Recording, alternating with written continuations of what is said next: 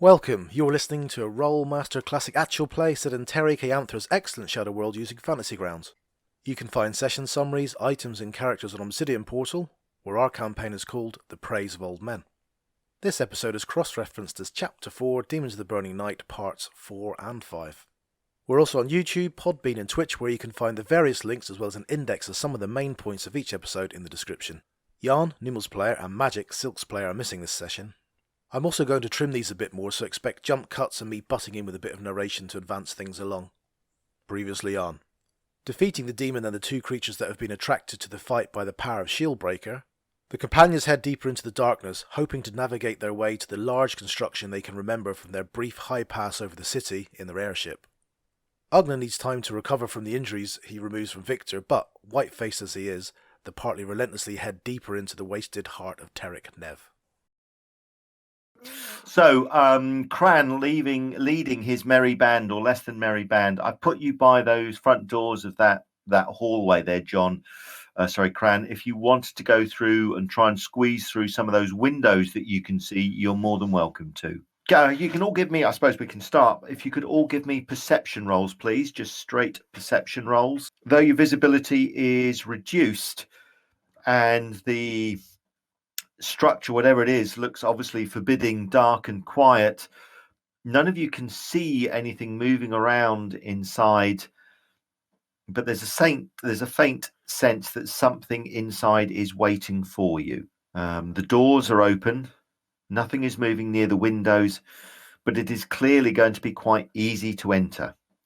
The choice, of course, is exactly where to enter, and you suspect there's going to be a good, safe place to enter, and possibly a place that will immediately land you up to your necks. Where do you want to enter? I think we might need somebody sneaky like to have a little look, rather than us just barging in. Yeah, Cran will go up to that corner and just kind of peer around. He's got his sword out still, but does the sword, I mean, I'm still kind of getting attuned to it, but in the times that its heartbeat has sped up, has that anticipated us attacking something? It's in advance of us seeing it, or yes, is it about the same time? Yeah, give me a reasoning roll, Cran. Give me an easy reasoning roll. You're an experienced fighter. You've handled a variety of magic items before. Yes, Town Saver. Sorry, it's Shieldbreaker. You've got Shieldbreaker is able to not sense, but when you're in danger, when combat is near, Shieldbreaker thumps with a slightly higher urgency. As you approach there and stand, the frequency with which it's thumping hasn't changed, but it is still definitely thumping away. Okay, clearly, sorry, carry on. No, I'm going to basically try and attune to any sense that it's speeding up or getting louder, and use that as an early warning potentially. Okay. Cran, as you close up, you can see that inside the door, or just inside the door, you can see a number of stone benches that line the walls. This is obviously some sort of entranceway. Obviously, this is perhaps some sort of waiting room, an entrance parlor. Whether it was for Vrama's temple or a palace, you're not sure, but you suspect this is probably a temple. A palace of some sort. Okay. There are no obvious religious statues anywhere. So what I'm going to do is sheath a Shieldbreaker for the time being and grab my bow and just knock an arrow and then sort of gesture Cherry and sort of whisper, "Good luck, I've got your back."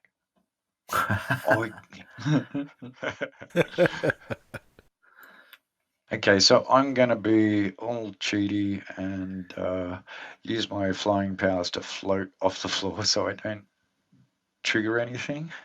I'm not going to go up high. I don't want to give everything away, sort of thing. Okay, Cherry, as you take to the air and fly inside, can you give me a perception roll first, just as you just scan the surroundings? Sure thing. Ceiling is quite high up.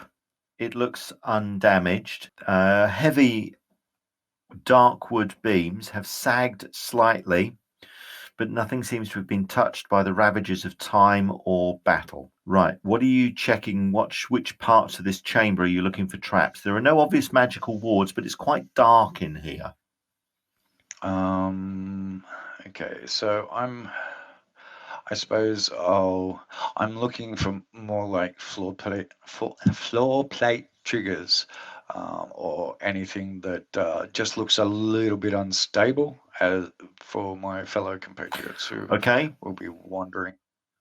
Can you give me an extremely hard perception roll? The reason I say extremely hard is there's not too much light in here. And also you're still concentrating on flying above the floor, which is just a little bit distracting. Not a problem. Okay, thank you. No, the floor seems intact. It's clearly been scuffed and damaged, but actually the tiling, whatever the tiling is, it was robust enough to have taken the damages of both whatever attacked this city, and also the effect of time and erosion. Everything seems intact and solid. Okay, so I'm going to actually land on the floor underneath me and signal the guys to come in. I say, just be careful of the... Okay, so Cherry lands just by the door. Numal will step just slightly to the side, but he knows that he's not the sort of person to lead the way. And he obviously looks towards Victor and Cran. Sure, I'll lead the way. I'll step aside.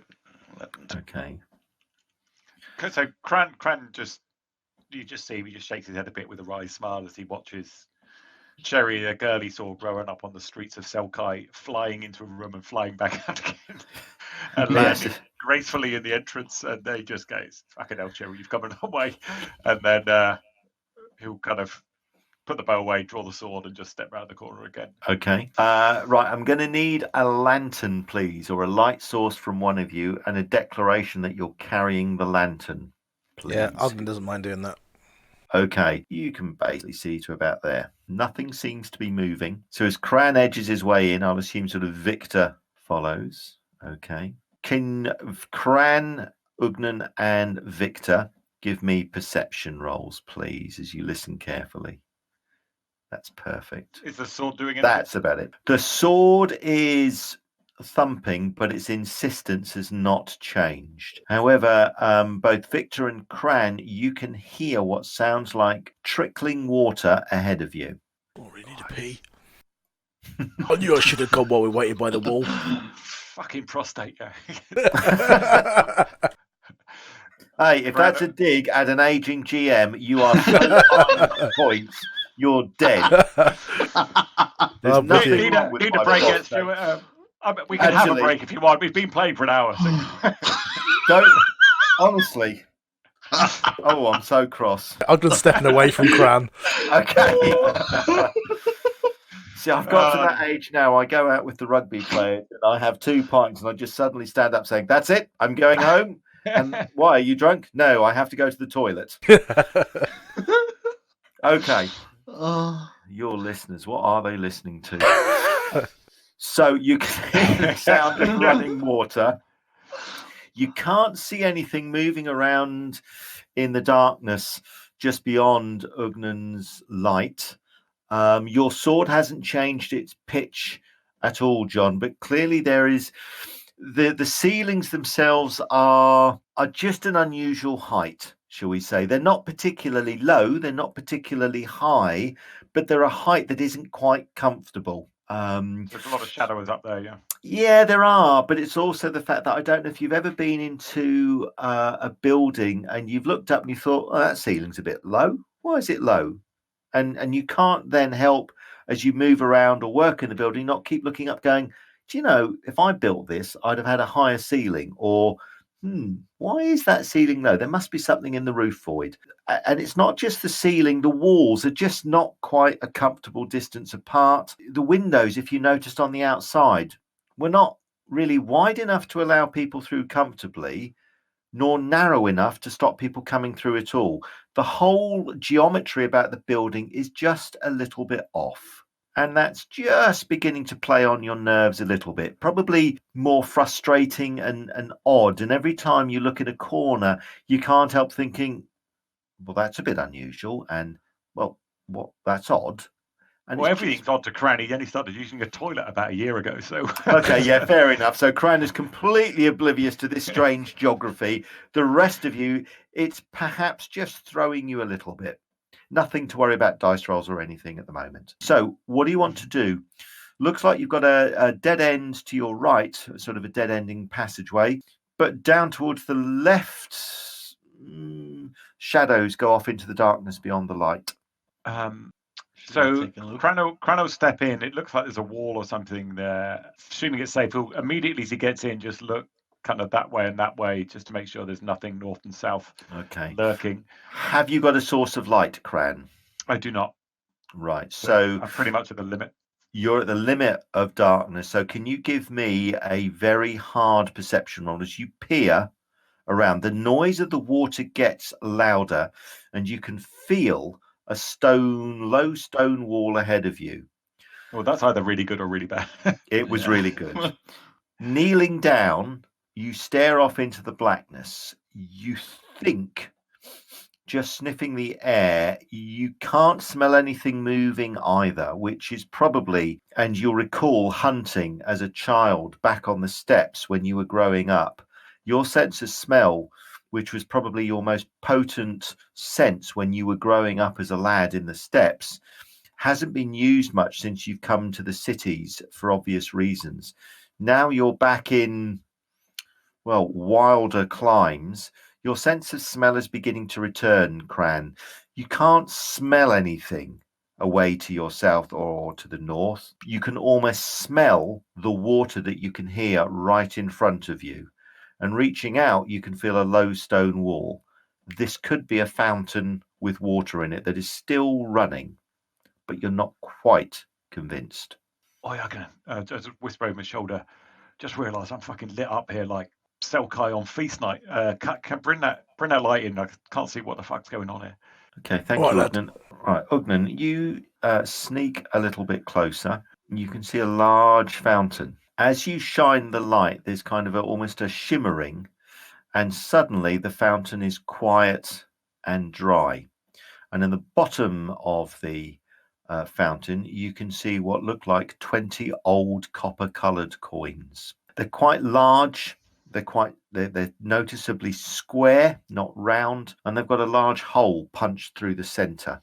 These are coins of a sort that you've not encountered before. Just in front of to the rear of where you stand, the fountain is set sort of half on this quite plain flagstone, but you can also see an intricately detailed red mosaic floor. As you look more closely, the red mosaic floor catches the light and almost throws it back at you. They look as if there are either thousands and thousands of fragments of glass or perhaps even shards of gemstones embedded in the floor in the form of a mosaic. How far are the coins down the fountain? You can reach down quite comfortably and pick some out if you wish. Take all of them if I can.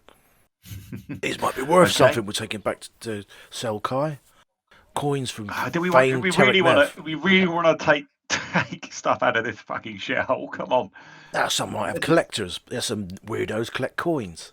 Well, I know, but could be all sorts of curses on this crap in here. That Ugnan doesn't like the sound of that. Just suddenly just drops him. What? Curses? Okay. Okay, Ugnan, you drop the coins. Give me a perception roll as you look at your hand. Just to they see roll across the floor, up your trouser leg and into your purse. Ugnan, your hand seems fine. If these were cursed, and you pause for a minute and just wait for something to happen, nothing seems to happen. You seem to have avoided the curse if they were. Victor, you move slightly away to the south. Can you give me a very hard perception roll? Sure. Thank you. For just a fraction of a second, you thought you saw something just move very, very quietly that way. You thought you saw, and you're not convinced, but you thought you honestly, genuinely saw something that looked like a small, blue, 3 foot, 2.5 foot tall imp, for want of a better word, female, maybe some sort of miniature nymph, just softly run across the floor from right to left as you look at it. Didn't glance at your direction, but it just ran out of sight. Okay. Smurfs to arms!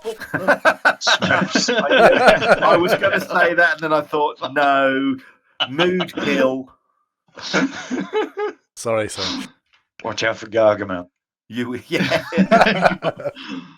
So you thought you saw this small blue creature. Do you want to tell the others? Yeah, of course. Right, can you give me memory rolls, please? All of you. Not Victor. Okay. The damn thing in Sylke. Yeah, and the shivers. Yeah. Unlikely for Cran, but I'll give it my best shot. Okay, so Cherry, you can certainly remember, and so can Ugnan. You'll remember that back in the old asylum, and periodically from time to time, you caught sight of this small, sort of shadowy miniature creature, nymph almost, that followed you and appeared from time to time. You came to the conclusion that it was wrapped up in Queen Mab's court. An emissary. Is this our liaison? You couldn't remember. You haven't seen it for quite some time, and from what Victor said, the creature seems to be back. It's never threatened you in any way, it's just followed you. Exactly what its presence here portends, you've no idea. If Victor is right in what he saw. If I remember correctly, Queen Mab sort of has a little bit of a vested interest in our success. A considerable interest, yes, she does. She was the heart of Goth. That's right. The heart of a Goth is what she seeks. Exactly what that is, you don't know. Okay, where next, folks? Do you want to head towards where this blue thing was? Remember in the past, when you've gone after it, you've never found it. It's never led you anywhere useful either. I don't mind. How about this room straight ahead? Might as well get this one, see the doors, whatever. What do you reckon, Ugnan? Well, you think how it looked from outside. It was a big, long area, which I think this is the long hall, maybe. And then it went into the structure, which had 3 floors. And I think that might be right down the other end where we're going. Do we want to just blast straight down the middle or go up to the north area? I mean, we could just check out where the thing went. Well, I suppose it should be a dead end. Yeah, otherwise. if we think north and south, I suppose we don't really leave anything behind us. Yeah, let's head north and then go west at the top. You lead, I'll follow. Cran will head up towards the edge of the light, peering out. Okay. Cran's deliberately trying to stay in front of Ugnan in case things whistle out of the darkness at us. Yeah. So you can see what looks like an archway or a door ahead of you, which opens into some sort of room. Exactly what it is, you can't really tell. There doesn't seem to be any furniture in the room to the north. Can't hear or smell anything either, Cran. Though, Cran, if you can give me a hard perception roll. Ugnan, with your light, you can also give me a hard perception roll. I have a feeling we should do a self-discipline check for Sylke to make sure she doesn't jump in the fountain and start collecting all. Oh, that's probably actually, yes, that is probably right. Certainly since one of you mentioned cursed. Yes. Oh. Let me have a look. Where's her self-discipline roll? By the way, Victor is going to keep a watch to the south. Okay. Just looking out for that. Sylke is all right. It's demons that are the thing that she absolutely goes potty over, but she seems okay at the moment. Victor, give me a extremely hard perception roll as you see if you can catch another glimpse of this, for want of a better word, Smurf. No, you can't see anything. Or a big lad, you haven't got a torch you could throw a couple. Let me check. Yeah, I could carry a torch. I've got a lantern. I'll light it up. And Oh, I'll you hand have it to. Will I hand it to? Who wants to carry the lantern? Yeah, I could carry the lantern. Okay, I'll hand the lantern off to Victor. So that's about, another 60 feet, so I can estimate that. So, Victor, you can see a little bit more of the room. You can see another archway as well, sort of ahead of you. Exactly what's on the other side, you don't know. Where do you want to head next, folks? Keep going west. Oh, Victor, you know Sylke well. Either that or you like the look of her arse from behind. I don't know which one it is. Well, yeah. Just be careful. Silence speaks volumes, thinks Sylke. Just She's messing with you. Don't worry. So as you creep along this room, you can see Cran, lining this wall. You can see several portrait frames lining the wall of this hallway. All of them contain torn and very, very faded canvases. There are portraits of what look to be humans, perhaps elves, it's difficult to tell, hanging from them.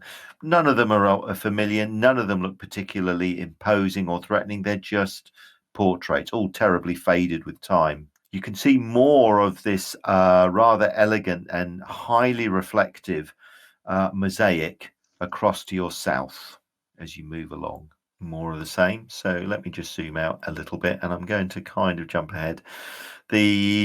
As you follow along, what you're seeing kind of stretches and stretches and stretches and stretches.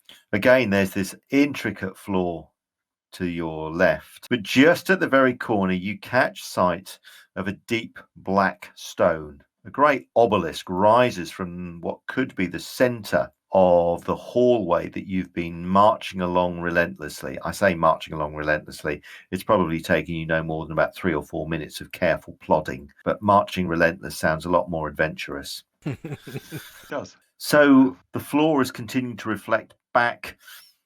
Victor, can you give me a perception roll? You've walked close towards this floor and have obviously glanced down at its highly reflective nature, a mixture of glass and perhaps gemstone. Victor, give me a perception roll, please. Just a normal perception roll. Yeah, sure. Okay. You're no expert, but it really does look like this floor. If you were to get down on your hands and knees, you could probably, with a little bit of searching, prize out, if you wanted to, a number of intact small gems. These would perhaps be worth no more than a few silver pieces, but if you were to spend the time, you could probably get a sizable hoard of gemstones from this floor.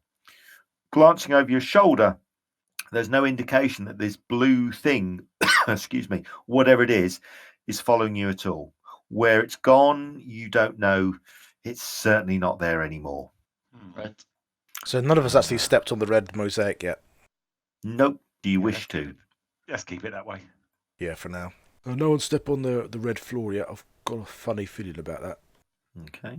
I'll just move Cran up a little bit. You can see this black obelisk across to your left.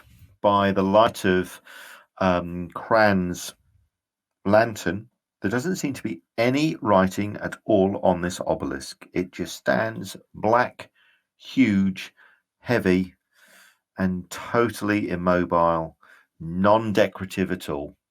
Of course, it does perhaps give a fuzz to the floor. It's very, very different from the flashing light and the sparkling nature of this reddish floor. Yeah, let's just not look at that. Onwards, gentlemen and ladies. Sorry. Well, I can cast some detection on it if you want me to waste a couple of some of my power. Yeah, have a crack. All right, so demon stuff is channeling, isn't it? Yes, it is. Okay, so it's a first level spell. I'll cast detect channeling.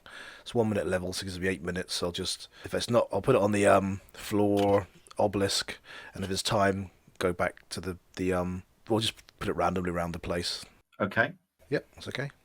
So the spell is cast. So the floor itself is not giving off any hint of any magical properties at all. Neither are the hallways either. When you then turn your attention to the stone, that great big black obelisk that you can see, everything changes. Not only is it giving you the strong sense that it is magical, but you can feel, even from a distance, a great sense of power. It's not giving you off any aura of channeling, however. It's something else. But whatever that stone is, it's very, very powerful. Doesn't respond to your detection spell at all. Doesn't threaten you in any way, but it's very powerful, whatever it is. Do you want to go and touch it and see what happens? You can pass that on to everybody. I'll Don't make pass out another to Sylke. self-discipline for Chair. That's what I was Sylke, just going to say. definitely. So Sylke will I think we might have discovered what's kept this place up. Sylke will go and have a look. Did he really roll 1? Yes. Sylke is definitely going to have a look. Oh Sylke God, trot- get her! Sylke trots over to have a look. Does anybody want to grab her? She's intent on just touching the stone and having a look. Yeah, I'm going to try and go for it if Cran doesn't get there. Okay. Yeah, Can you give me? This is probably going to be. Just give me a quickness roll. Oh dear. She's Versus Sylke. Are you serious? Have you seen how quick Sylke is? Oh, not quite bad. quick. Cran. Right, Cran, Damn. you're able to block Sylke off and suggest that she very strongly does not touch the stone. Sylke is insistent that she can sense its power and she'd like to know more about the stone. It's really, really powerful. This could be something that we could use in some way. I But- say to Sil, give me a second. I'll ask the cards if touching it is a good idea. So I'll cast. Cran sniggers, in me my a experience, touching it is always a good idea. Okay. Okay, so I'm going to cast Intuitions 3, which would give me a perception of 3 minutes into the future if we took the deliberate action of touching the stone. Okay, off you go. I failed. Ooh. Oh dear. Oh, that's a fumble, isn't it? I'm afraid Excellent. so. Yeah, Okay, so it's a non-attack spell. Come on, table. that's Table. good. Let's roll. Okay, so we're going to do a fumble, please. It's a non-attack. That's going to be a high open-ended, and obviously you want to roll nice and low, please. 73. Apparently, inconvenient distraction causes caster to cast a useless spell, but not lose the spell points. You're stunned for a round. I just like shriek in pain as behind my eyes I feel this stabbing sensation and just stand there. Damn it. Okay, and the cards that you were trying to shuffle drop to the ground and sort of scatter around you, but you can pick those up with no problem. Yeah. Sylke looks at you and then says, and shrugs and looks at you, Cran.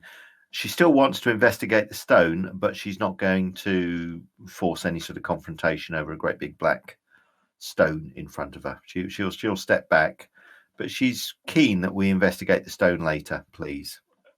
All right, well, let's just see what's in this place first. Maybe we'll come back then. Haven't you got anything arcane so we can detect this kind of stuff? Yes, she can.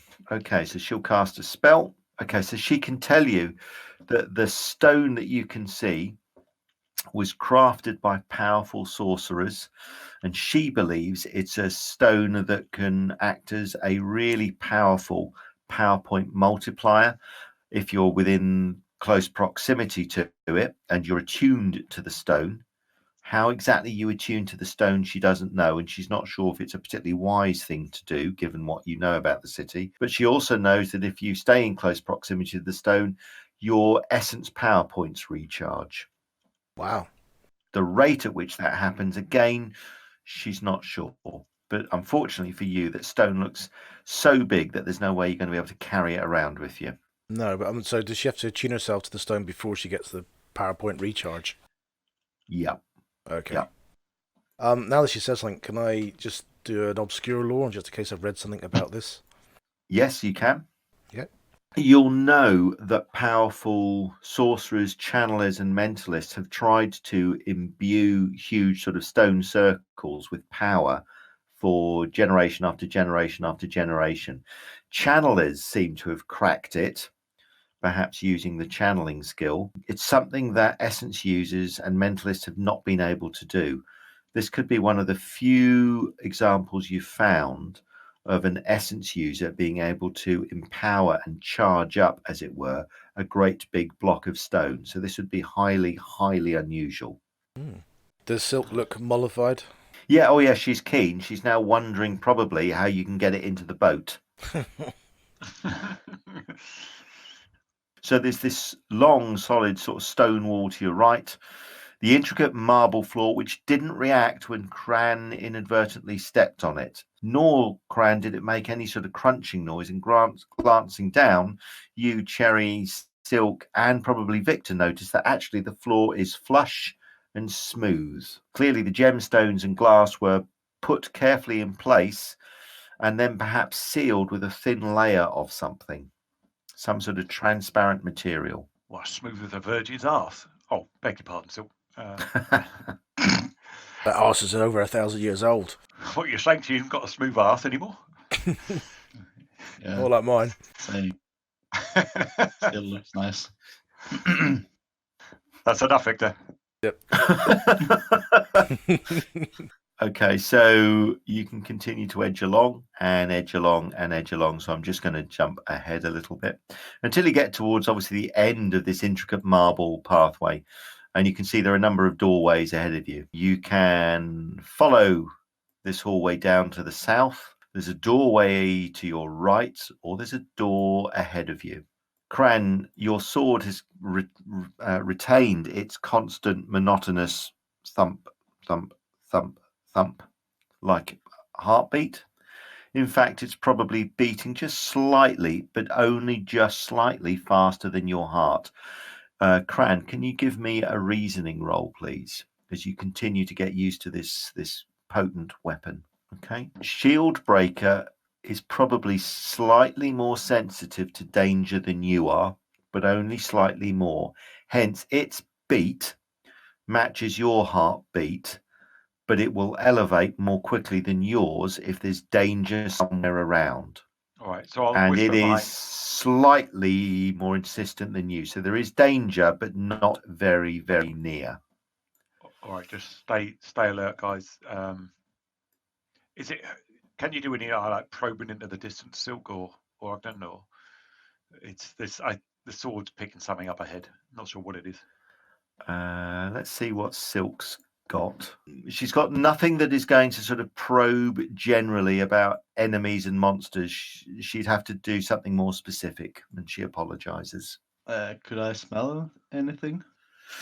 Victor, you can give me. So you haven't got I have Cran's the sort of cute smell. No, Cran, because of his upbringing, is more in tune with the wild and danger, Right. and basically he's one step away from being a nostril flaring, axe wielding barbarian. You're slightly more civilized, so you can give me a very hard perception. In fact, you can all give me very hard perception rolls as you kind of scan, given Cran's warning, as you scan the darkness around the comforting light that Ugnan's lantern provides. You can't hear anything above the low thump noise of Cran's sword, which you can now all hear as you pause and listen carefully. Nothing else seems to be moving, and Victor, there's no more hint of this blue creature that you saw. All right. Where do you want to head? You just keep on the outside of this room, see what doors lead off it. You could do. Good idea. If I move you sort of up to here-ish. So to your north, Cran, there's clearly some sort of large open room. The floor is the same as you've seen before, but you can catch, if I just move you to the doorway slightly, you can see what look like two large white marble seats and what looks like a huge table with, you think, is some sort of deeply coloured, maybe another mosaic picture on the table. You can't really tell from this distance exactly what it's a picture of. The room across to your left, again, has a same floor, this tiled floor, but the ceiling, you notice, is noticeably higher. North or east? Or west, sorry. Sylke, this looks a bit interesting in here. It's like I don't know, something on the table. Looks like it could be a map or something. Bring that light in here, Ugnan, and Cran will just step around the corner and just check kind of both ways. Okay. There's nothing moving in this chamber, but you get a sense that this room is very, very long indeed.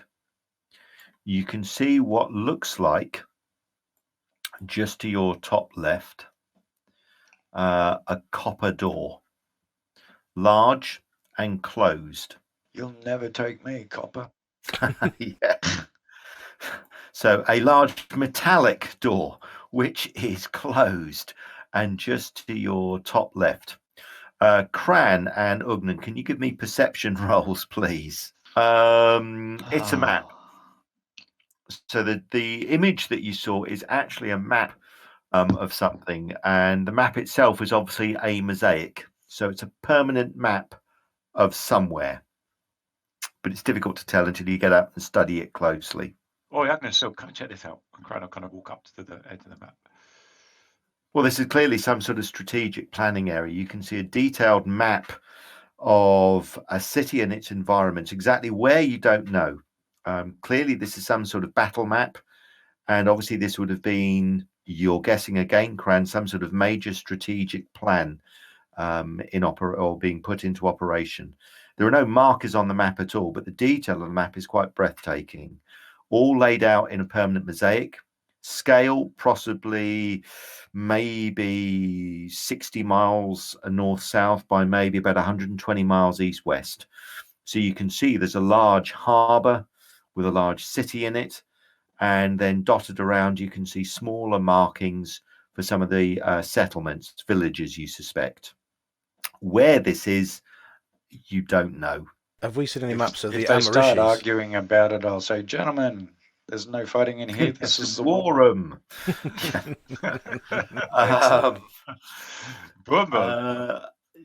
So have you seen any maps so far? No. Ugnan, you can give me a... Let's see. You can give me an extremely hard memory roll, please. So I suggest the way you do this, if you do an open-ended roll and add your memory bonus or something, that would work. Otherwise, if you just do a straight memory roll, you're just not going to succeed, and that seems a bit harsh. No, Ugnan. You've seen a number of maps. You're basically, as you know, the group's resident librarian and so on. You've been asked to look at so many maps and so many paperwork, mostly by Cran, who you suspect, but you're not convinced, actually can't read. He says he can, but he's very reluctant to do so. Anyway. No, it's impossible to tell. Cran is obviously fascinated by the map, and his battle training has told him that this is clearly some sort of strategic map, and he can see why. You take his points, but exactly where it is, the pair of you have got no idea. I mean, the region itself, does it look... is there frosted over? Is like anything like snow-capped means? Is it to that level of detail? No, it's not. This looks like some sort of temperate harbour settlement. Okay. So can you do a rubbing? You could do if you want to. I mean, you could. There are ladies present. Excuse me. If you had the wherewithal, and I'm not sounding like Finbar here, you could take a rubbing. But as I'm sure Sylke would point out, you're just deficient in that department.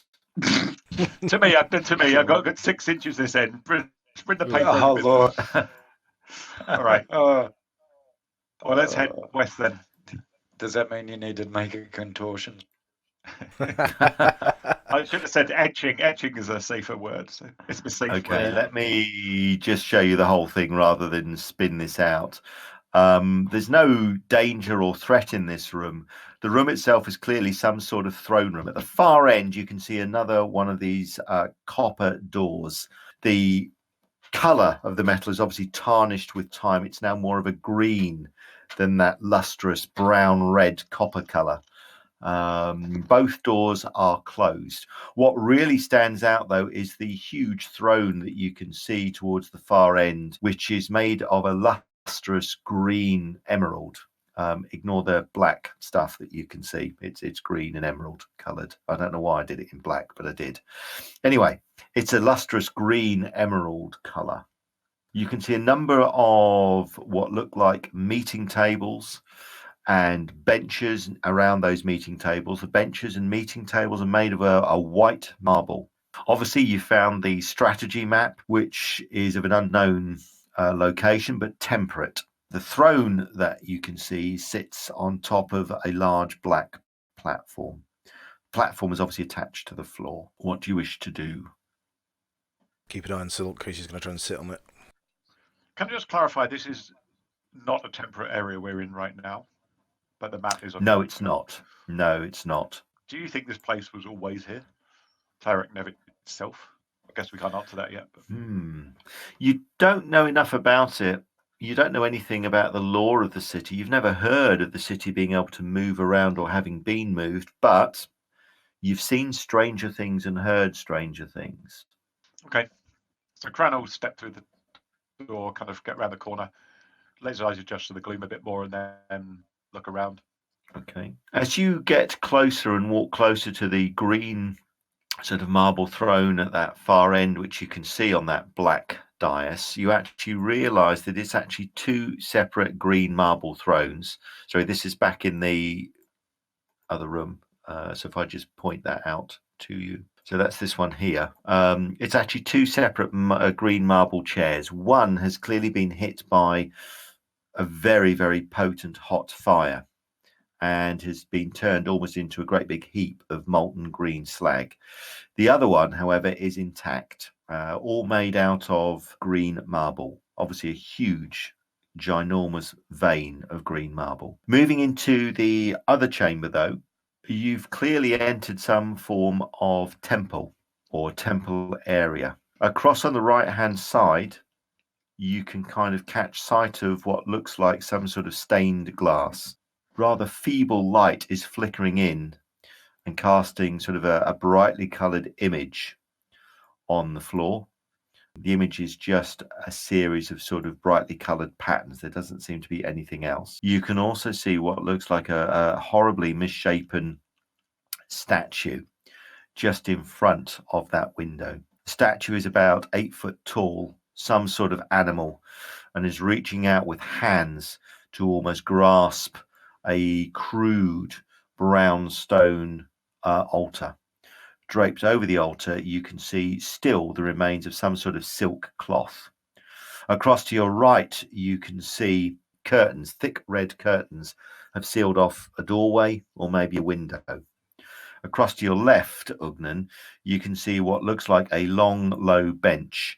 It looks like a musician's platform. At some point, perhaps in its heyday, violinists, harpists, trumpeters, singers would crowd into this bench, stand behind the beautifully ornate woodwork, and add their voices, their music, to that of the worshippers, to whatever god you can see of the hideous statue across in front of you. The place, however, seems empty and quiet, though as Cran and Ugnan step just inside, they get an eerie sense that something is watching and waiting for them to take a wrong move. It's quiet, too quiet. Listen, can you smell something? Cran, Sorry give about me a Cran, give me an extremely hard perception roll, first of all, as you sniff the air. Can you smell that? It smells like farts. Ugnan, what are you doing? Bit scary. Probably. The sword, Cran, the thumping, give me just a normal perception roll. I suppose it's a little bit like your spider senses. Yeah, that has increased very slightly. All right, guys, there's something maybe in there. Have we seen this I idol think it's depicted friendly. anywhere? No, you haven't. You haven't seen any other religious icons, any statues anywhere. The statue itself, if you go closer and look at a little bit more closely, is clearly one of the dark Nereti gods that you've hold of. None of them are particularly wholesome. This one seems to be holding what could be a sickle or some sort of weapon in its right hand, and it seems to be holding a child in its left. Fucking sacrifice this stuff. It wouldn't surprise you if the Nereti, the people that used to live here, did conduct human sacrifices. Cran's going to look at the statue, keep it himself like 5 feet away from it, not going to get too close, but sort of stare at it and try and get as much information out from it as he can. There's no indication of the name Kran. The statue itself is humanoid but heavily muscled, and from its face and its huge brow, it's human or humanoid, but it is very, very heavy. Big jowls, a big jaw, heavy forehead. The ears are slightly smaller. There's the hint from its carved face that it's got fangs rather than teeth. The hands that clutch the baby and what you think is some sort of rather peculiar shaped sickle type instrument.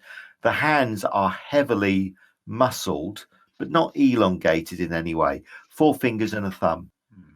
Weird place. Trying to walk around, giving a bit of a wide berth to the altar. Doesn't want to stand too close to that and kind of look in the direction here. Okay, so as you sort of move around, you can see a number of windows. You can also see a door which has been blasted off its hinges across to you. What you can also see are what look like a series of little wooden cubicles just across top right. Perhaps separate wooden cubicles. There are certainly 2 small, highly polished wooden doors. Privies, perhaps, but possibly not in a cathedral. Confessional. I can't think of anything to do. Can I go and peek behind the red curtain? You can. It's a puppet master. Oh no! He'll pop the lantern down. Pay no just attention jump to the backwards. man behind the curtain. Okay. You can see what looks like a small corridor. And you can see just at the far end that copper door again, closed. So there's got to be stairs up here somewhere. Should we try that copper door, or go just check out the south a bit first? I want to go up and check up around here around the window, Cherry. Yeah. What are you checking exactly? I suppose I want to look at the imagery of the compare it and of the window and compare it to the statue. Give me a light perception roll, first of all. Okay. Now, can you give me a reasoning roll? So I found something, but I don't know what it is. So the image on the window is actually more than just mad colours. There are a lot of things depicted on the window, and somehow the stained glass has remained intact, even though you can see damage outside around the building as you look through the evil and dim light which is coming through. The window has somehow stayed intact. You can certainly see depicted in the window, you can see this big, ugly, heavily muscled, bestial human, and he seems to be cradling a child. You can see again this strange sickle type weapon at his hip, but the child doesn't seem to be in any danger. However, around the creature, you can see lots and lots of other humans that seem to be in distress. Whether they're appealing for this thing to save them, or whether they are in fear of this thing, you can't tell. But the creature bearing this baby seems to ignore them. Further away, sort of in the top left-hand corner, in the far distance of this image, you can see what looks like a volcano. And the creature seems to be walking away from the volcano, cradling this baby. Well, that's not ominous at all. No. Worth of Cadena, maybe. Fucking hell, what are we doing? Okay, I'd like to go up and have a closer inspection of the statue itself, like knowing how tricky people can be in stashing up. I'm going to have a careful, without touching it yet, unless I find something, just a methodical look. Just be very careful, Cherry. You've got a good light source. You know what you're looking for. I think that's going to be a light perception roll. There's no hint of anything concealed or anything of that sort around the statue. The statue looks to be solid, intact, some sort of heavy, dark stone, perhaps a slightly unusually dense. There's something about the stonework which makes you think, gosh, when this was carved, this took some doing. There's no fine detail about the stone. It was carved, but it was carved with difficulty. Awesome. Okay. That's me for a little while. You know we've got some books on Okay. Nuretti. Is there any images in them, or is it Yes. just writing? There were some images, yes. Give me a memory roll, Ugnan. Anything over about 75 would be good. Ah, Yeah, you know this statue is familiar. If you could maybe spend a couple of hours just flicking through the books again, I don't know, I think you've probably got them on you, I'm not sure. If you could spend maybe an hour or so flicking through the books, you could find this statue, or you could find an image. It's one of the Dark Nereti gods, and the name's on the tip of your tongue, but you just can't remember it. okay. I think probably for Sylke and I to do it at some point before bed or something. We'll have a look through, because she got the spell that can read the actual language. So I could probably find the image and then give it to Sylke to read, but not for now. Good idea. So you've got the cubicles just in that top corner you can investigate. There's more to the south. There's a corridor, a small corridor to the north. Let's check out just the south, just to see where the whole room goes. Maybe an exit here, and then we'll go to the north. So is that a window there, GM? Where the light's coming through? Yep, that's the window. That's the window. That's Okay, the so stained glass window, and it's right. intact. So Cran's going to start heading south. Okay. You can see there are two more of these cubicles to the south, but the doors are open. And some of you who've got perhaps a little bit more knowledge of these things, you're probably right. These are clearly some form of confessional cubicle. Cran's going to head up towards this alcove here. Ugnan wants to have a look in the northern, the ones at 11 o'clock cubicles, please. Okay. Ugnan, the doors are closed. Have a listen. Cool to give me a perception roll. So you listen very carefully at the first of the doors. It's quiet on the other side. Do you want to open it? Look it over for anything horrible looking. Symbols, wires, dodgy floors. There don't seem to be any symbols on the floor or the door. The entire cubicle seems to have been exactly as it was left when the last person went in for their confession. Obviously, these cubicles work as pairs. A priest would go, or some sort of religious figure would go into one, and a worshipper with sins to confess would go into the other. Of course, exactly what the Nereti would be confessing, you can only shudder about, given their black history. I failed to kill 14 children this week. I'm terribly sorry. Just thinking that. 5 Hail Marys. I'm going to just quick look over his shoulder, make sure no one's telling him not to do that, and then he'll open the one nearest to him. Okay. Oh yes, put the lantern down in case he has to jump back. Okay. Both seem to be empty. You can see there's a screen between the two now that you've entered. There are 2 low chairs, 2 low stools, but they're empty. No hint that they've been used for some time. Phew, I nearly soiled my trousers. Right, fine. The completionist in me is happy. Okay. Right, what do you think? Where next? Let's try to see what's through here. Cran will walk up to is this a little corridor here? Okay. Is that a window? That leads to the outside. Is a door. All right. Yep, it's door to the outside. I think we should try that copper door, or at least check it out up to the north. Fine by me, lad. Yeah, sure. Let's do it. Cran, are you pushing on the copper door? No, I'm just going to look at it first, just to check it looks all right. Okay. Well, just across to your left, there's a set of stairs that lead up if you want to climb higher into this rear part of what you guess must be the main palace. The copper door itself is closed. So the copper door is where? Sorry. Sorry, just to your right. You can see you've got that open area, it's along John. there. Yeah, it's along there. All right. I won't touch that. Well, what do you reckon, Ugnan? Upstairs? No time like the present.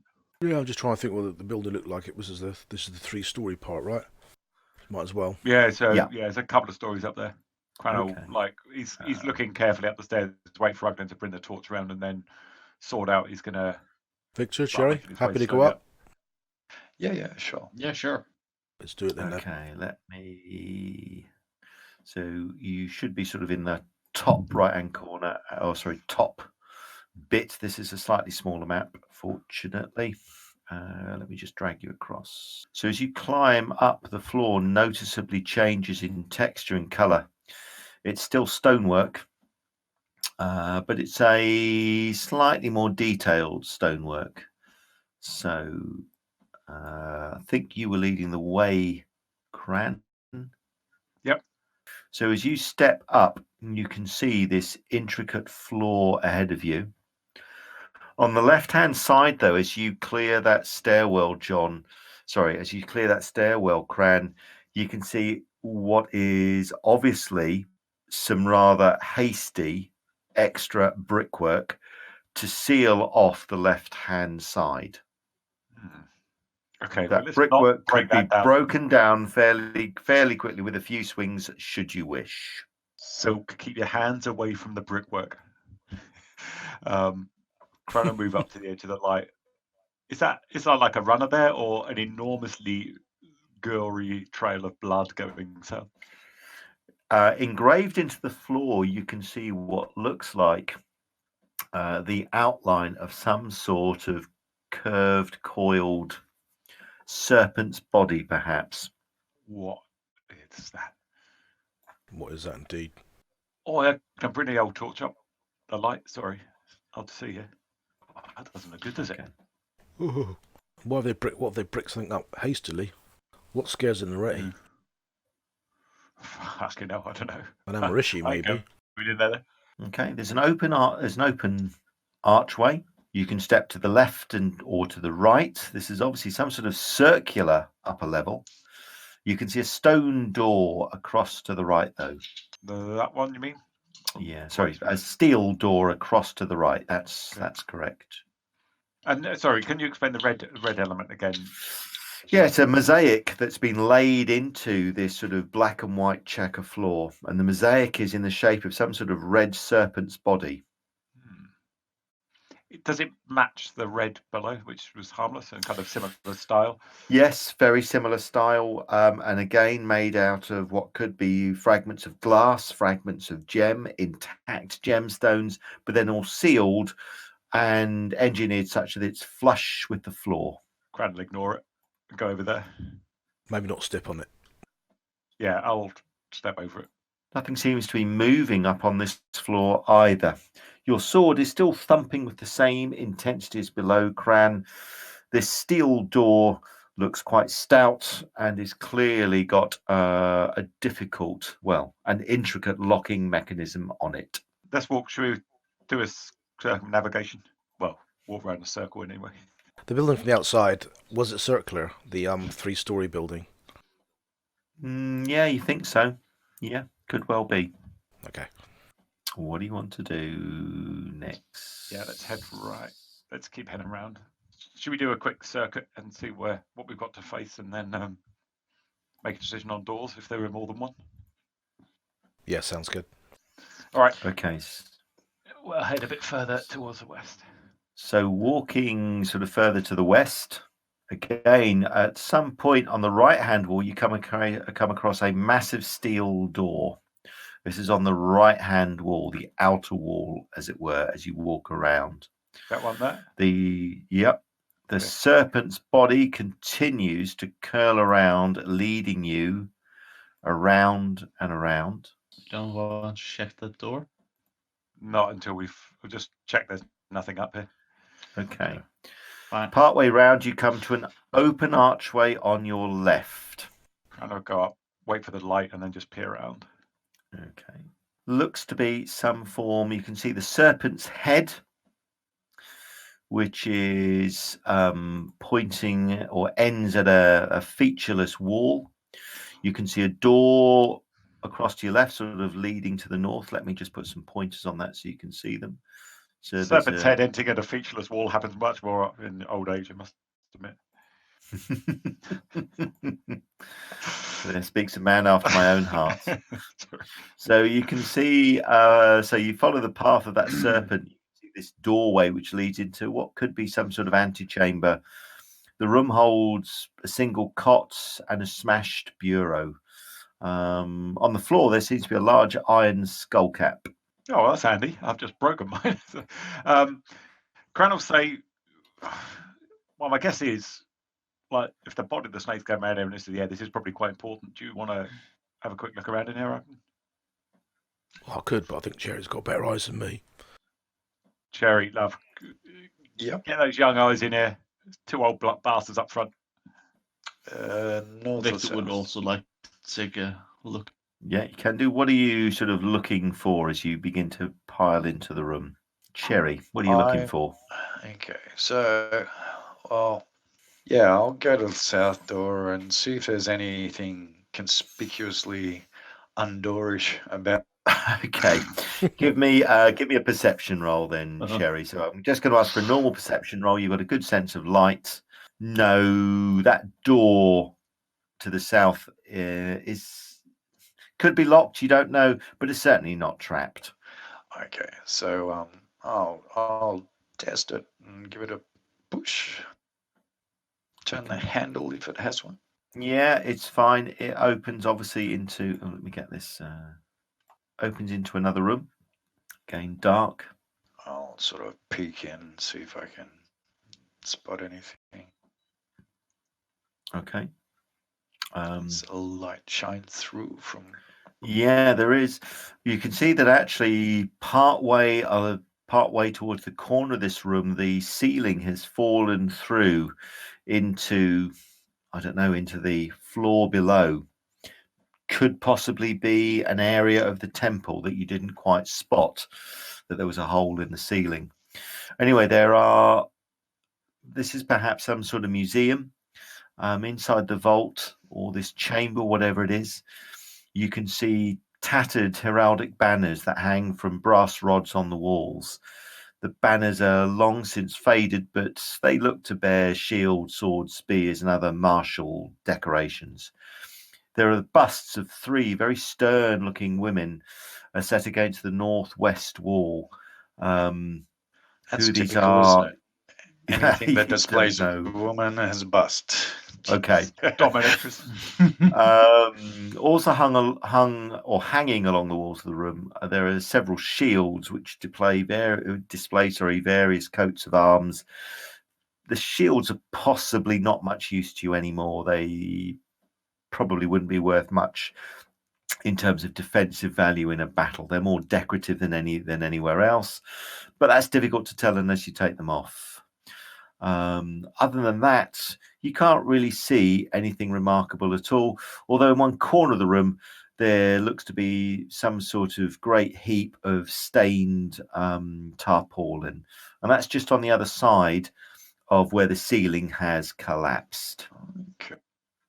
I'll wait. I'll say it looks like there could be something over in the corner over there, but I don't know. What you got? So in the corner? Yeah, on the other side. So I point out it's hard to see from because the light only like barely travels to it. I'll get a bit closer. Okay. About there, I think. Yep, that's where it is. Ugnan stepping inside again. You can see, and Cherry certainly advancing a little bit more bravely. In Cherry, you can see these shields. Actually, some of them might be of use in combat. They're not actually that thin and decorative as you thought. The tarpaulin that you can see in the far corner is obviously hiding or resting, concealing or sheltering something that's fairly sizable, maybe about 3 or 4 feet, 3 feet in height off the floor, but quite bulky and heavy. Maybe chests, maybe just rubble, maybe tools. Difficult to tell from here. I might check out one or two of the shields, see if any of them are usable. I mean, one of the shields is obviously probably more useful. It's highly polished to an almost mirror finish. It's a standard-sized shield, but it's slightly elongated. So it's going to be quite a heavy, sort of large, cumbersome shield for somebody of your sort of general build to operate. So it would be a full shield rather than a normal shield. But it's in very, very good condition and clearly has maintained its highly polished finish. The surface seems to be covered with some sort of quite resilient metal. So as you reach out and touch it and just have a look at it, the shield is light, but the finish is quite unusual. Yeah. So I'll grab it and lift it off its holder. Okay. Well, the shield itself, which I'll enter all this on the Obsidian Portal, is clearly enchanted in some way. It's lighter than you'd expect, and that highly polished surface, as you sort of move it around, catches the light in a very, very highly specific manner, almost throwing it back in Cran and Ugnan's eyes. Should you wield this shield outside in combat, this could be very, very distracting to your foes. Excellent. Nice. Handy. It's about time I used a shield. Swear by him. You swear by him? Okay. Well, definitely. I turn to Cran and go, okay, you got to teach me more things. combat practice. Yeah, no problem at all. Just like hold that big bit of metal between you and the guy with the big sword. That's pretty straightforward. That sounds like a grand idea. Can we check under the tarpaulin? You'd have to cross the floor to get there. Sure. Is it that shaded area in the floor? Yeah, you're going to have to cross that. So that's going to be quite a difficult maneuver to jump across that. Oh, okay. Right. Right. So, okay. I get. Yeah, Victor would like to check the north door. Okay. Victor, you can give me a perception roll, please. Sure. I mean, the door is solid. You've got no idea whether it's locked or not unless you try it. Whether it's trapped or not, well, that's not really your field of expertise, but there's nothing obvious. You can't see any obvious connection to ceilings. There's no obvious spears or doors. It looks very much like the door that Cherry just cleared and opened. So if you're feeling brave enough, you can try and open it. Yeah, of course not. I'm just opening it. Okay. The door is locked. It will not open. Cherry, you don't want to see if you can get this door open? I give me a sec. I'm just checking out what's underneath this tarp over here as I float across the. Okay. Underneath the tarpaulin, as you lift it aside, you can see what looks like a rather decorative set of plate armor, delicately etched from helm to the steel heels of the boots.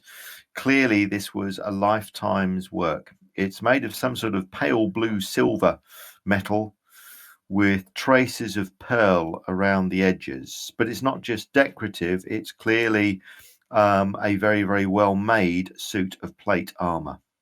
I'm going to try. I'm not very strong, so I'll actually, I've got a pretty good strength. Actually, I'll bring back piece by piece and put it down at Ugnan's feet and say, well, we can either use it or whatever. Unfortunately, it's cursed. So the ever cheerful Victor says, yeah, it's probably cursed. Yeah, your fingers are going to drop off. That's it. So yeah, I'll bring it all back piece by piece and then say, Ugnan, if you want to look at that, I'll go up and see what I can do with this. Yeah, have a much closer look. Ugnan, give me back on the ground and walk. Okay. Ugnan, give me a perception roll. And Cherry, can you give me a perception roll as you approach the door that presumably Victor is interested in? Ugnan, the armor again, certainly should you decide to reassemble it and start wearing it in its pieces, is clearly enchanted. Yes, it's highly decorative. It would catch the eye of anybody who saw you walking by in the armor. And it's going to be full plate, so armor type 20. But it's clearly enchanted. Unfortunately, it's not lighter it's significantly lighter than any sort of plate that you've encountered before. Picking it up, it feels actually not much heavier than, say, a chain shirt would wear. What about the back of the breastplate? Is it any openings for wings, or does it look like it's just closed off? No, it's closed off. So this wasn't Amarishi, and certainly it's not got that general size. But you can see what looks like perhaps a maker's mark or some sort of emblem that's been etched on the back out of the way of any sort of thrusting swords, lancers, and so on, and then finished with mother of pearl. So the armor itself is intricate, highly valuable, and also magical. Size-wise, is it Cran size, smaller size? Slightly smaller than Cran's size. Okay. Bloody massive then. Like Victor size? Yeah, I was about to say. Okay. Yep. Right. If you're under, so Cran, I think you're topping the scales at about 6'6" or something, aren't you? Yeah, 6'7", I think. Yeah, 6'7". So if you're around sort of the 5'8" to 6'4", it'll probably fit you. Oh, 5'11". Perfect. Yep, it'll fit you then. Have a look at this, Victor. See what you think. Yeah, I'll take a look at that. The table creaks a bit ominously as Cran leaves himself up. He was having a bit of a breather, and he's just going to pick up the pot helm on the floor and just look at it. Sorry, first off, is it a pot helm or just a pot? And then if it's a pot helm, we'll check to see if it fits his head. Okay, it is a pot helm. You can put it on your head and wear it, which will take you back up to armor type 20, Cran. Perfect. I will do that, and I'll glare at everyone looking at him in the most ludicrous, like bowl haircut style pot helm you've ever seen in your life, and dare them to say anything mean about it. Reminds me, I need to go to the toilet. Yes, it's not the most elegant thing you've ever worn, but it is certainly very functional. All right, I will put that on. Yeah, it's nice. That was the worst thing you could possibly say. It was just the damning by faint praise. Okay, Victor, do you want to start putting on this highly decorative armor? Yeah, sure. Yeah. Okay. To do that. Okay, so it is indeed plate armor, so that'll take you to an armor type 20, but it only encumbers as an armor type 12. So we'll have a play with your character sheet to adjust that. Oh, but that should it be will the also same. It will also give you an extra +30 to your defensive bonus. Damn. Wow, nice. So it's able to turn and deflect blades extremely well because of the quality of the metal and the alloy that was used. I'll put this all on the Obsidian Portal. Damn, that's even better what I got. Perhaps what's even better is that clearly this is attuned to perhaps water elementals or spirits of the deep. This armor will float in water. So it means that while you're wearing this armor, you can't drown. Nice. AT12, so rigid leather. Yeah. What it will also do is it will give you protection against any sea creature. And as you put it on, can you give me a channeling resistance roll, please, Victor? Oh, okay, sure. Channeling resistance, yeah. That's right. That's obviously all going to be positive. Oh, yeah. Yep, of course. Oh, it is? Oh. Okay, so as you put the armor on, you get this faint sense that you can do something more with the armor, but that's it. There is more to this armor than just protection. You can clearly do something else, but until you've attuned to the armor, you won't really know how to do that.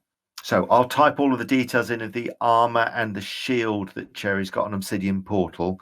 Cherry, you've pretty much cracked what the shield can do. You can share that with the party as and when you want. Victor, you know, and the party will be able to tell that your armor is really quite cool. It protects you, etc. But as for the extra functions, that will be revealed in time. So you found something salvageable. Cran is, well, I won't say he's delighted with his new helmet, but he's got one. Cran is polishing his helmet in the corner. That's cool. While Victor is I don't know how cool that is. while Victor is actually. donning his armor and Cran's playing with his potter, I'm going to continue to have a look at this door and see if I can pop it open. Yeah, can you give me a very hard lockpick roll, please? Almost, but you haven't jammed it. Have another go. Still a very hard, or is it dropped? Yeah, still very hard. No, still very hard until you crack the lock. There you go, done. So with a snick, the lock opens. Do you want to see what's beyond the door? Yes. Let's push it up. So on the other side, you can see, or beyond the steel door, you can see a dark room, which your lantern then floods into. You can see a dozen large oak bookcases that sadly stand empty, much to Ugnan's dismay. There's a wooden chair that sits in one corner, which seems to be supporting a leather sack, which from a distance looks to be empty. I look at Sylke and say, "Leather sack. This is your department." Oh, If only she was here to. that would answer that. Oh, God. Okay, that's going down as quote of the day. Okay. There's a leather sack here. Is this your department still? Okay, I'm Still going to get in trouble for myself this. up with that. Yeah, Yes. I know. I'm getting terms of service banned from from the street. No, I'm going to go over and have a look at this leather sack. Does it appear to be like super aged or quite, No, not particularly. It's just a well-used. I'm trying to describe this without setting off another set of innuendos here. You mean a well-used leather Good luck with that. Yes, Yeah, sure. That's definitely silk stemming. Yeah. You can clearly see the name of the person that this used to belong to. Somebody by the unfortunate name of Scrotum, the wrinkled retainer. At least you steered away from innuendos. Dive in with I both. remember old Scroats. How is he? Well, He's having a ball. wrinkled, but he's well, yes. Family retainer. Okay, there is no marking. I wish I hadn't typed up this description now. There is no It's funny marking. how he Sorry. got shorter in the cold, Yes. Okay, the sack. Now that sounds even worse. The chest that sits on the chair is empty. What you can see on the chair, as you get closer, Victor and Cherry, is there is a single letter that's engraved on the chair, sort of almost, right at the top of the chair, as if the chair is sort of owned by somebody. And it's a single letter, the letter T. Yeah, exactly who this chair belongs to or that sort of stuff, you've got no idea. Testiculous. God. You're banned. Yeah. I love Okay. how we can be such children. Oh, my God. Sorry. I think, talk about embracing your inner child. We're far beyond that. So this is obviously some sort of library. Sadly, there's nothing left of the once, you assume, the once magnificent store of tomes, books, scrolls, and so on here. All that's left is this rather forlorn chair with a T carved into it and the empty container. Maybe this sack was used to move books around. It's empty now. Where next? I'm actually feeling quite trepidatious to touch it. Can someone with more? I suppose I can. I don't really have any power perception. Can someone with power perception have a look at this chair and leather sack? thank fuck there's no fucking books in here. It could have been an absolute disaster. Oh yeah, Ugnan would have been here for days. The bookcases that there are bookcases to these. Yeah, right? the bookcases all appear empty. So, Victor, Victor studies the bookcases. If you want to have a look, Yeah. Sylke can do a detection spell on the chair and sack. As far as she can tell, there's no power coming from it. Victor, give me a perception roll. I better make a. Yeah.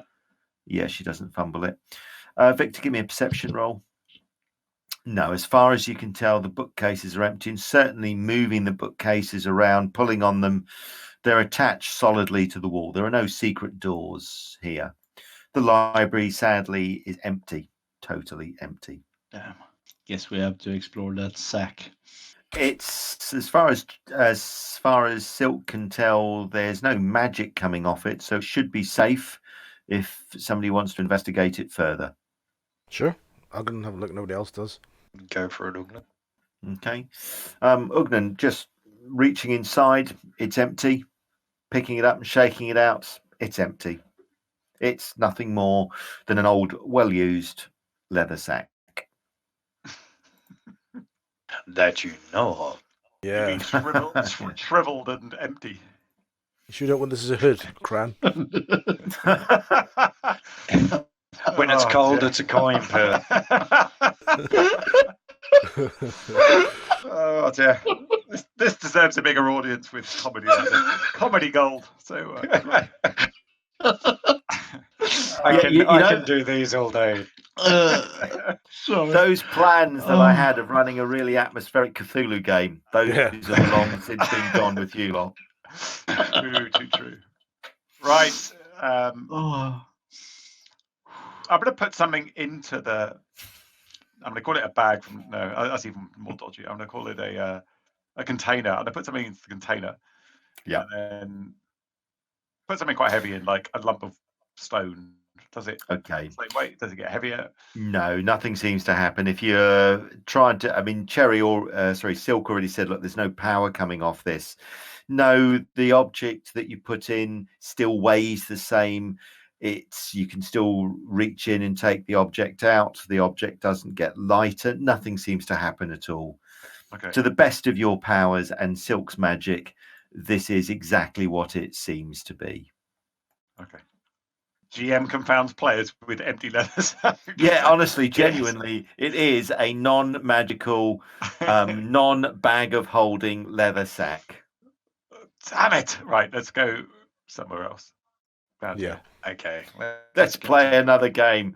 This is rubbish. We've played for over a year, and there's no bag of holding. This is a shit game. GM throwing bloody empty sacks at us. What's going on?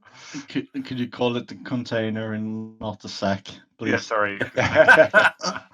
A leather container. Pouch is that's just better. even worse. Yeah.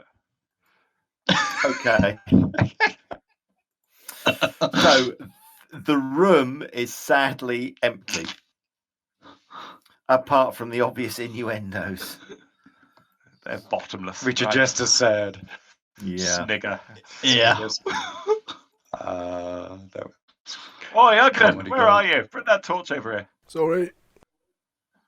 Ugnan's still Just looking at the sack. Oh, come on. So the circular path that you're on continues to arch its way around to the west and to the south, and you can follow that round, and then obviously something breaks up that right hand wall as you go round. There's an open archway which leads into a rather odd shaped building. Chamber contains what looks like an empty weapons rack, but another female bust, this one made of some sort of heavy wire material. Clearly, this was designed to support the weight of some sort of armor, plate, chain, who knows. So with the light that's coming off both Victor and Ugnan, Yeah. you guys notice that my new shield, which I'm like trying to get used to and moving around, seems to reflect like super bright, like almost twice the amount of light that comes off. And if you look at it, you sort of like blink your eyes. Yeah, but it also seems like it catches any light source and reflects it, and could almost be a signal beacon if unfortunately enough. So part of the it makes it a lot harder for sneaking up on an opponent unless I find a covering for it. I didn't think about that. Yeah. Oops. Okay. So hang on a minute, everyone. Just, I'm trying to hear this like heartbeat. Is the sword beating louder, quieter? It's still the same intensity. It's not changed at all as you've sort of explored this upper tower level. Maybe there's not a lot up here. It's perfectly safe. Okay. Do you want to pause it where we are? So you've half explored the tower, pretty much, as you can see from your map. So we can finish it off next session and obviously do more. Awesome. Sure. And as Stuart said, we will leave it there. Thank you very much for watching, listening, subscribing, doing all that usual bollocks. I'll catch you in the next session. We'll go and explore the rest of this temple. Cheers. Bye-bye.